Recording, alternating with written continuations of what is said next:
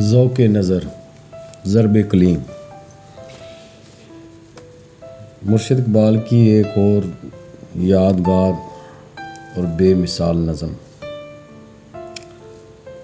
اچھا، ذوق نظر تھوڑا سا میں اس پہ روشنی ڈالنا چاہتا ہوں تاکہ آپ کو تھوڑا سا یہ ذوق نظر کا جو ہے نا پس منظر پتہ چل جائے۔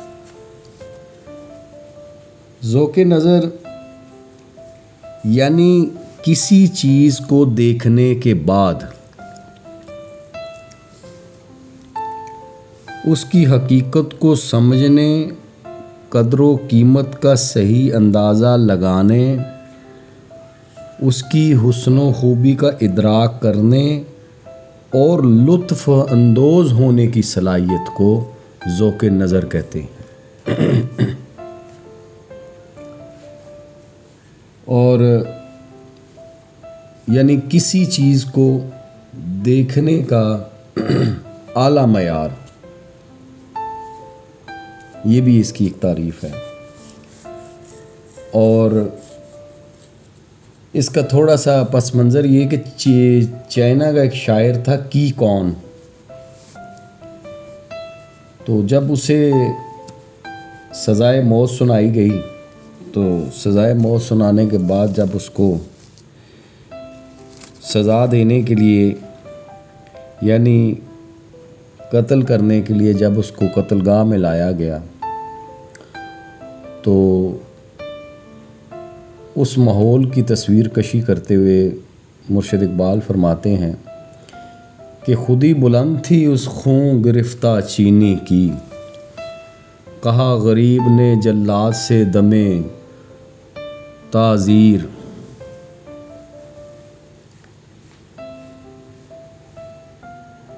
مرشد اقبال فرماتے ہیں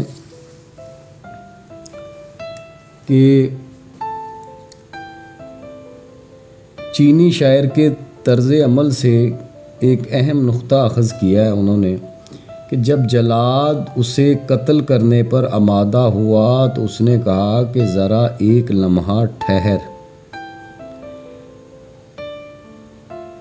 میں اس سارے منظر کو اپنے دل اور ذہن میں سمانا چاہتا ہوں۔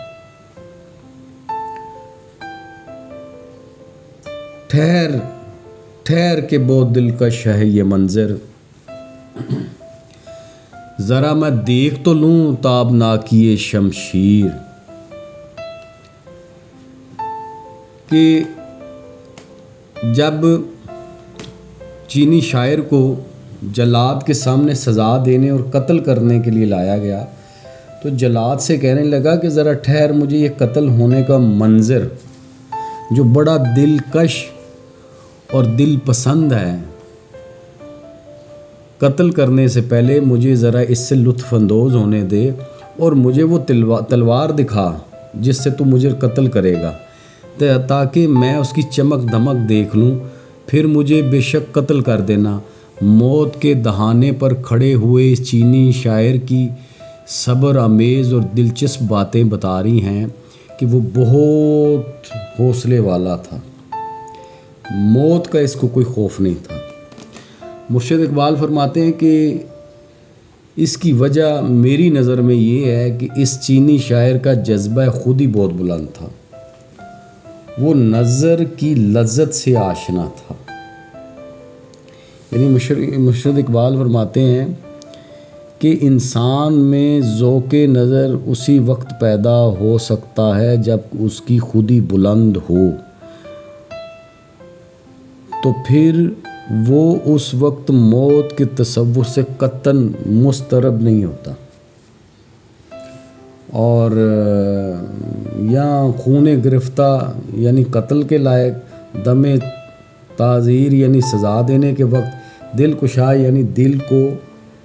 کھول دینے والا، تابناکی شمشیر یعنی تلوار کی چمک دھمک۔ تو یہ منظر بیان کرتے ہوئے مرشد اقبال فرماتے ہیں کہ میں یہ سمجھتا ہوں کہ جلاد کو دیکھ کر اور اس پورے ماحول سے لطف انداز ہونے کا جو ایک جذبہ تھا اس کے اندر، تو اس میں کوئی دوسری رائے نہیں ہے کہ اس کی خودی جو ہے وہ نہ صرف بیدار ہو چکی تھی، بلکہ وہ بہت بڑے مقام پہ جو ہے نا وہ فائز ہو چکی تھی۔ وہ اپنے آپ کو جان چکا تھا، اسے پتہ تھا کہ یہ میری جو جان جا رہی ہے یہ کسی عظیم مقصد کے لیے ہے، لہٰذا اس جان کے جانے کا اسے کوئی رنج اور غم نہیں تھا، یعنی خودی کے اس مقام پہ تھا، یعنی جس جرم میں اس کو قتل کیا جا رہا تھا اسے پتہ تھا کہ یہ جرم نہیں ہے، یہ ایک بہت بڑا مقصد ہے، اور ایک بہت بڑے مقصد کے لیے جب جان دی جاتی ہے تو اس سے پھر اسی طرح لطف اندوز ہوا جاتا ہے۔ تو یہ اس چینی شاعر کی کون کی ذوق نظر کو بیان کرتے ہوئے مرشد اقبال نے اپنا ایک نظریہ خودی جو ہے ذوق نظر کے حوالے سے انہوں نے بیان فرمایا ہے، اور اس اعتبار سے یہ بہت ہی